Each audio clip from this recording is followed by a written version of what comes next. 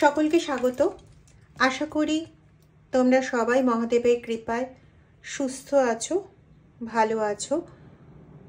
তোমাদের সকলের জীবনে মঙ্গল হোক এই শুভকামনা নিয়ে আজকে রিডিংটা শুরু করছি।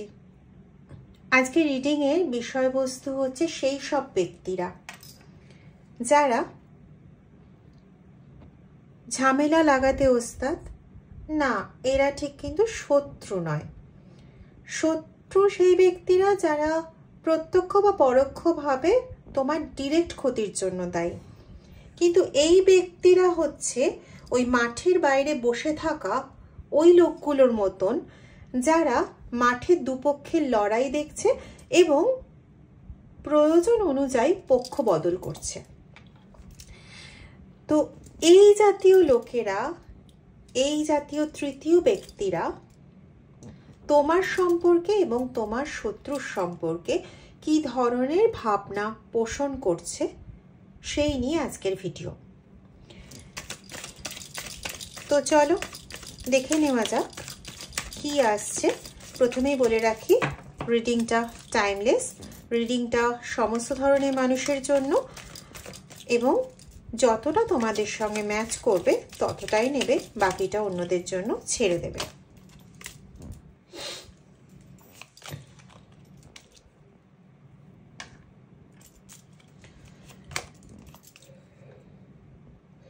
প্রথম কথা, এরা হচ্ছে যেমনটা বললাম একটু আগে, এরা দুদলের ঝামেলা ঝঞ্ঝাট সমস্ত কিছুরই বাস্তব সাক্ষী।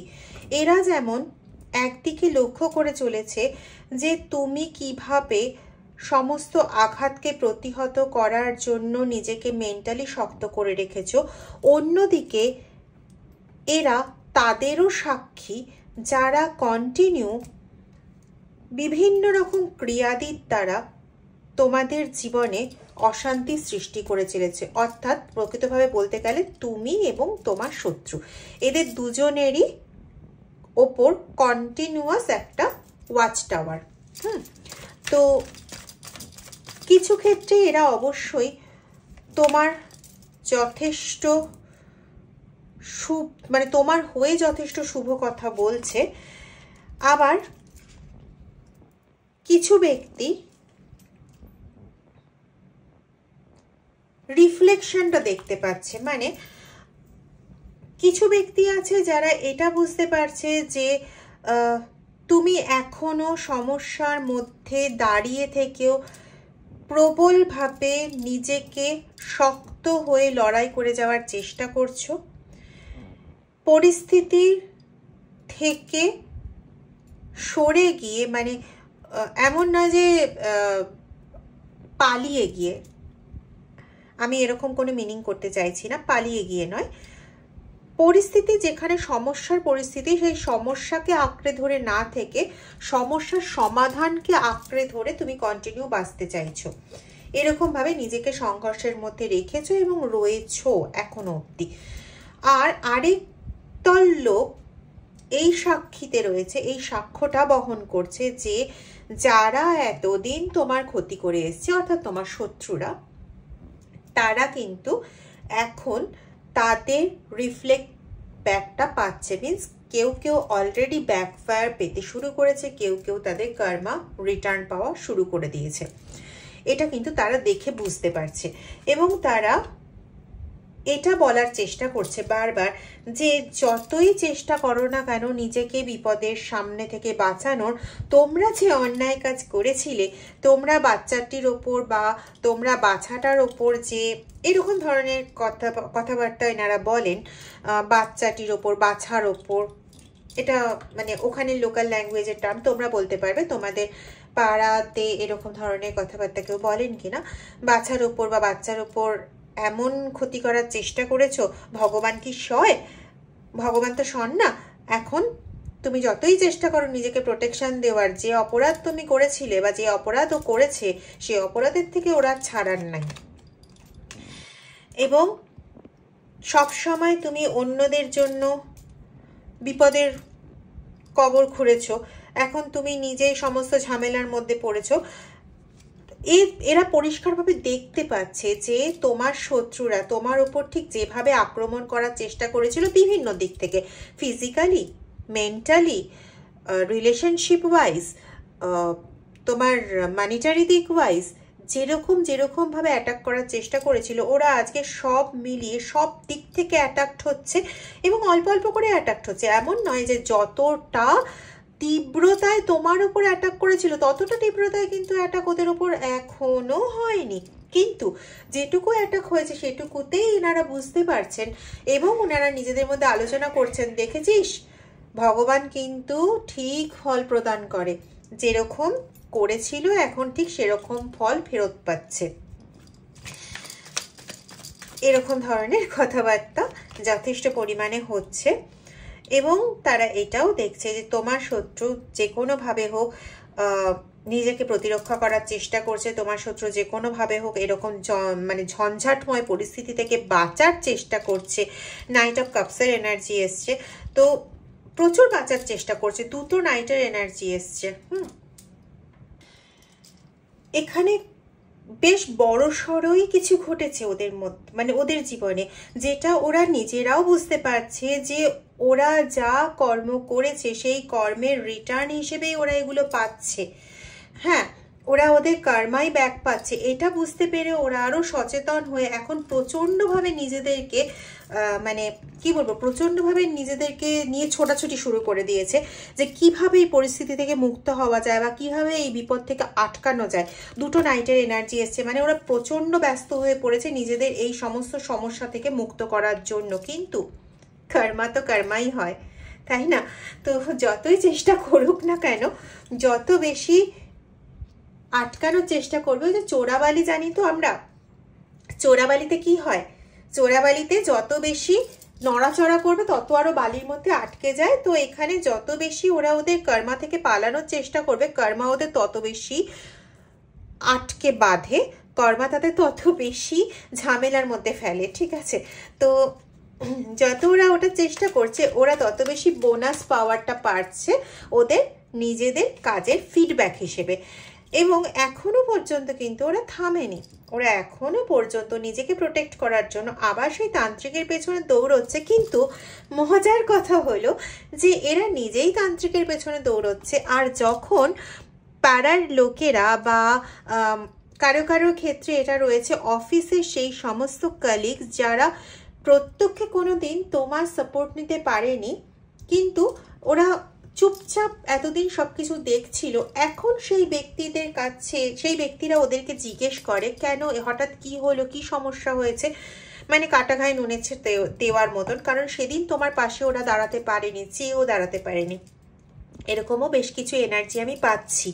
সংসারের ক্ষেত্রেও যখন দেখেছে সংসারটা ভেঙে যাচ্ছে বা সংসারের মধ্যে প্রচণ্ড বিপদ শুরু হয়েছে, তখনও এই ব্যক্তিরা অনেকেই আছে যারা চেয়েও তোমার পাশে দাঁড়াতে পারেনি।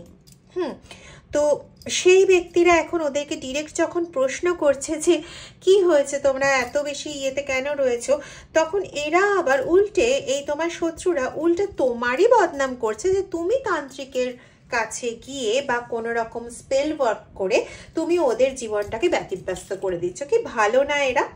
মানে এক কথা এদের মতন মানুষের সংজ্ঞাটাকেই বদলে দিচ্ছে। এরা সবসময় দেখো স্পেল ওয়ার্কের জিনিস নিয়েই ঘোরে।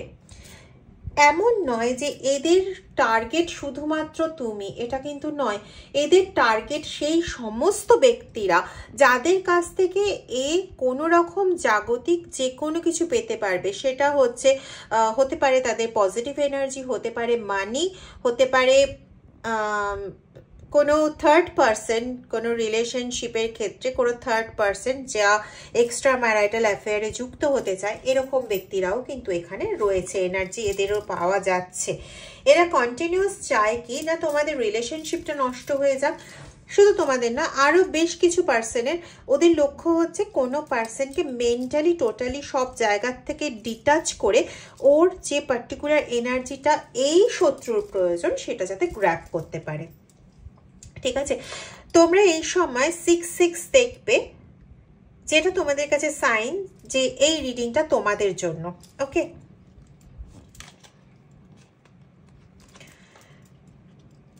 6-6 অথবা 10-10, 10-10-10ও তোমরা দেখতে পারো। ওকে, তো ডেফিনেটলি এই রিডিংটা তোমাদের সামনে যেদিন আসছে তার 3 দিন আগের থেকে যদি তোমরা এটা দেখতে শুরু করো 10-10 অর 6-6-6, তাহলে পরে এই রিডিং ডেফিনেটলি তোমাদের জন্য, যেটা হয়তো তোমরা এখনো বুঝে উঠতে পারোনি, কারণ এখানে বেশ কিছু লোকের এনার্জি রয়েছে যারা এখনো কিন্তু কনফিউজ স্টেটে রয়েছো যে সত্যি কি এগুলো নর্মাল নাকি কোনো রকম সমস্যা রয়েছে।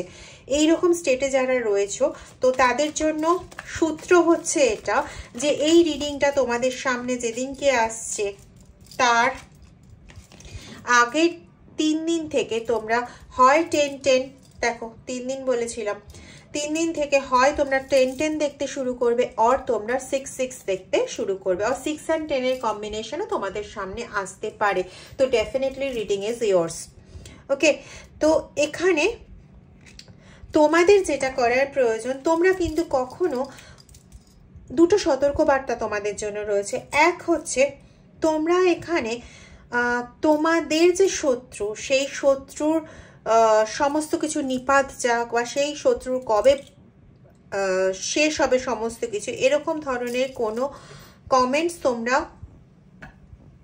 নিজেদের মধ্যে আনবে না। কমেন্টস করবে না বলতে আমি বলিনি যে এখানে ইউটিউব চ্যানেলে কমেন্টস করবে না, এটা আমি বলিনি, কিন্তু আমি এটা বলতে চাইছি যে তোমাদের নিজেদের মনে এই ধরনের কোনো কমেন্টস আনবে না যে এরা কবে শাস্তি পাবে। কেন বলছি কথাটা, কারণ হচ্ছে তুমি যত এদের, বিশেষ করে এই যারা 6-6-6 আর যারা 6-10 এর কম্বিনেশন বা 10-10 দেখবে এই রিডিংয়ের 3 দিন আগে, তাদের জন্য জরুরি সতর্কবার্তা এটা।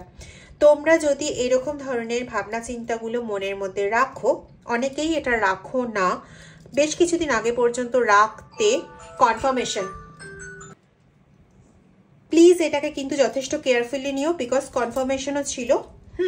তো বেশ কিছুজন ছিলে যারা আছো যারা বেশ কিছুদিন আগে পর্যন্ত এসব ভাবতে, এখন আর তোমরা এসব ভাবো না, হঠাৎ করে তোমাদের মানসিকতায় এই পরিবর্তনটা এসছে। তোমরা শুধু এখন নিজেদের জায়গাটা ফেরত পেতে চাও, নিজেদের জায়গাটা একটু আপলিফট হোক এই জিনিসটা চাও। তো তাদের জন্য তো ওয়েল অ্যান্ড গুড, কিছু বলার নেই, কিন্তু যারা এখনো পর্যন্ত এই জিনিসটা ভেবে যাচ্ছ অথচ এই সাইনগুলো পাচ্ছ, তাদের বলবো প্লিজ তোমরা তোমাদের শত্রুদের কি হচ্ছে না হচ্ছে সেই নিয়ে না ভেবে নিজে পজিটিভলি তোমার ঈশ্বরের দিকে কনসেন্ট্রেট করো, তিনি যেই রূপেই থাকুন না কেন তোমার কাছে, সেদিকে কনসেন্ট্রেট করো। এটা গেল 1 নম্বর কথা। আর 2 নম্বর কথা হচ্ছে কি হয়ে গেছে এটা না ভেবে সামনের দিকে এগো, কারণ তোমার শত্রুদের যে ব্ল্যাক স্পেল পাওয়ার বা যা ছিল সেটা কিন্তু কমতে চলেছে। সামনে দেবীপক্ষ আসছে, তো সেই সময় কিন্তু নিজেদের তোমরা হাইলি এনার্জাইজ করতে পারবে। তো সেজন্য বলছি যে এই দুটো বিষয় যথেষ্ট সতর্ক থাকো। আর কোনো সাদা জিনিস কাউকে ডোনেট করবে না, অন্য জিনিস ডোনেট করো, সাদা জিনিস, হলুদ, নুন, এগুলো কাউকে দেবে না। ওকে, যদি দিতেই হয় তাহলে পয়সার বিনিময়, অন্তত 1 টাকা হলেও নিয়ে তার বিনিময় দেবে।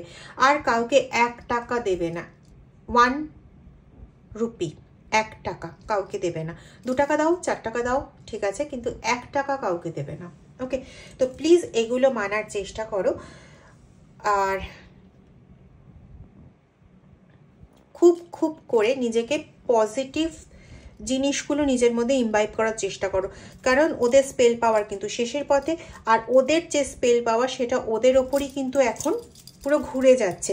তো এই জায়গাটাকে কিন্তু তুমি কমপ্লিটলি ইউটিলাইজ করতে পারবে।